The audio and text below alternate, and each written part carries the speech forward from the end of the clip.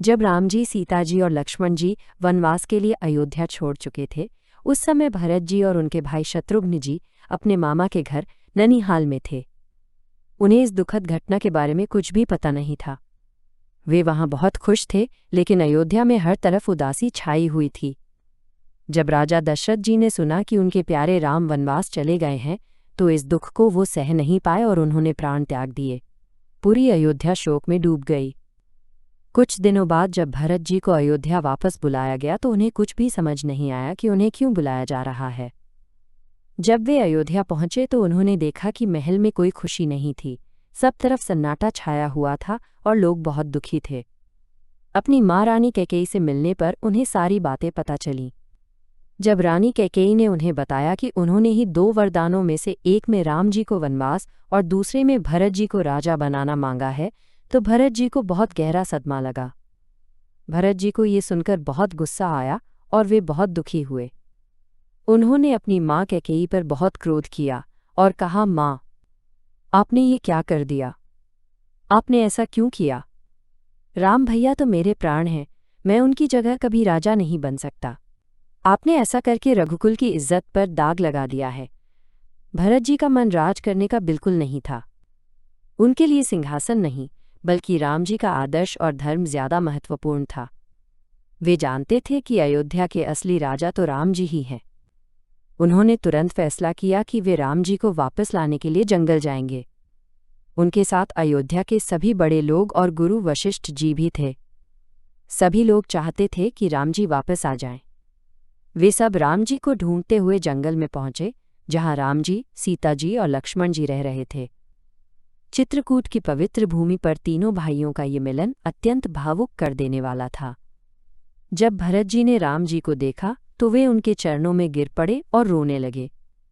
उन्होंने राम जी से अयोध्या वापस चलने की विनती की। उन्होंने कहा, भैया, आप ही अयोध्या के राजा हैं, मैं आपके बिना राज नहीं कर सकता। पिताजी ने भी आपको याद करते हुए अपने प्राण त्याग दिए। राम जी को भी भरत जी से मिलकर बहुत खुशी हुई। उन्होंने भरत जी को गले लगाया और समझाया, भरत, पिताजी ने अपनी प्रतिज्ञा पूरी की है और मुझे वनवास मिला है। मुझे 14 साल वन में ही बिताने होंगे। ये मेरा कर्तव्य है। तुम अयोध्या वापस जाओ और राज्य की देखभाल करो। तुम भी अपने धर्म का पालन करो। भरत जी ने राम जी को बहुत मनाया, लेकिन राम जी अपने वचन से पीछे नहीं हटे। उन्होंने धर्म और प्रतिज्ञा को सर्वोपरि रखा। तब भरत जी ने राम जी से एक अनोखी चीज मांगी। उन्होंने कहा, भैया, अगर आप वापस नहीं आ सकते तो मुझे अपनी खड़ाऊं यानी चरण पादुकाएं दे दीजिए। राम जी ने अपनी खड़ाऊं भरत जी को दे दी। भरत जी ने उन खड़ाऊं को बड़े सम्मान से अपने सिर पर रखा और वापस अयोध्या लौट आए। उनके लिए वे खड़ाऊं केवल लकड़ी की चप्पलें नहीं थीं, बल्कि राम जी की उपस्थिति और उनके शासन का प्रतीक थीं। अयोध्या आकर भरत जी ने खड़ाऊं को राजमहल में रखा। उन्होंने नंदीग्राम नाम की जगह पर एक छोटी सी कुटिया बनाई और वहीं रहने लगे। उन्होंने राजसी सुखों का त्याग कर दिया, ठीक उसी तरह जैसे राम ने वनवास में किया था। उन्होंने राम जी की उन खड़ाऊं को राज सिंहासन पर रखा और उनकी पूजा करने लगे।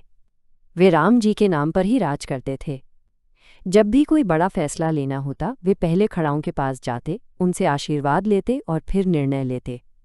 उन्होंने 14 साल तक एक तपस्वी का जीवन बिताया, राजसी सुखों को त्याग दिया और केवल राम जी के सेवक बनकर रहे। वे हर दिन राम जी के लौटने का इंतजार करते थे। भरत जी को एक ही समय में 2 बिल्कुल विपरीत जीवन जीने पड़े। एक तरफ उन्हें एक राजा की तरह राज्य का कुशल प्रबंधन करना था, जिसमें न्याय, सुरक्षा और प्रजा का कल्याण शामिल था। दूसरी तरफ उन्हें एक तपस्वी की तरह जीवन बिताना था, जिसमें राजसी सुखों का त्याग, कठोर व्रत और सादा जीवन शामिल था। वे केवल फल और कंदमूल खाते थे। उन्होंने सभी राजसी सुख सुविधाओं का त्याग कर दिया था। ये उनका राम जी के वनवास के कष्टों में सहभागी होने का तरीका था। लेकिन अपने व्यक्तिगत दुख के बावजूद भरत एक उत्कृष्ट प्रशासक थे। उन्होंने प्रजा के कल्याण पर ध्यान केंद्रित किया, न्याय, समृद्धि और शांति सुनिश्चित की। उन्होंने राज्य के वित्त और सैन्य मामलों का बड़ी कुशलता से प्रबंधन किया। स्वयं राजा बनने से इनकार करके भरत जी ने सत्ता के लिए होने वाले किसी भी संघर्ष को रोका। उन्होंने ये सुनिश्चित किया कि मंत्री और प्रजा अयोध्या के असली राजा राम जी के प्रति वफादार रहें। उनकी उपस्थिति और न्यायपूर्ण शासन ने राज्य को स्थिर और एकजुट बनाए रखा। अब हम समझते हैं कि इस कहानी से हमें क्या सीख मिलती है। भरत जी ने अपनी मां कैकेयी के फैसले को गलत मानते हुए उसका विरोध किया। उन्होंने किसी स्वार्थ के बजाय धर्म और सच्चाई का साथ दिया। इससे हमें ये सीख मिलती है कि सही बात के पक्ष में खड़ा होना जरूरी होता है, चाहे वो अपने ही परिवार के खिलाफ क्यों न हो।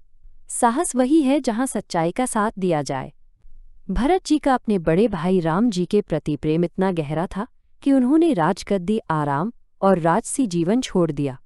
उन्होंने ये साफ कहा कि उनके लिए असली राजा केवल राम जी ही हैं। ये हमें सिखाता है कि भाई बहन का रिश्ता केवल खून का नहीं, बल्कि सच्चे प्रेम, सम्मान और निष्ठा का होता है। जब परिवार में ऐसा प्यार होता है, तब हर रिश्ता मजबूत बनता है। राम जी के वनवास पर चले जाने के बाद भरत जी ने अपनी जिम्मेदारियों से मुंह नहीं मोड़ा। उन्होंने अयोध्या की सेवा की, लेकिन राजा की तरह नहीं, बल्कि राम जी के प्रतिनिधि की तरह। उन्होंने राज सिंहासन पर राम जी की खड़ाऊं रखकर खुद जमीन पर रहना पसंद किया। इससे हमें ये सीख मिलती है कि सच्ची सेवा वही है जिसमें त्याग हो और कर्तव्य को सबसे ऊपर रखा जाए। राम जी ने पिता के वचन को निभाया और भरत जी ने भी राम जी के निर्णय का सम्मान करते हुए वन नहीं गए, लेकिन अयोध्या में रहकर भी अपने भाई के आदेश को पूरी श्रद्धा से निभाया। ये हमें सिखाता है कि ईमानदारी और अपने वचनों का पालन व्यक्ति के चरित्र को ऊंचा बनाता है। भरत जी ने ये दिखाया कि एक सच्चा राजा वही होता है जो जनता के हित में काम करे, विनम्र हो और त्याग करने से न डरे। उन्होंने सत्ता का सुख भोगने के बजाय खुद को अयोध्या की सेवा में समर्पित किया। इससे हमें ये सीख मिलती है कि नेतृत्व का मतलब सिर्फ शासन करना नहीं होता, बल्कि सेवा, त्याग और जिम्मेदारी निभाना होता है। तो दोस्तों, ये थी भरत जी की अपने भाई राम जी के प्रति प्रेम और समर्पण की कहानी। उम्मीद है आपको पसंद आई होगी। अगले भाग में हम देखेंगे कि क्यों और कैसे राम जी ने रावण के सौतेले भाई खर और दूषण का वध किया। अगर आपको ये वीडियो पसंद आया हो तो वीडियो को लाइक करें, शेयर करें और अगला भाग देखने के लिए चैनल को सब्सक्राइब करें। तब तक के लिए जय श्री राम।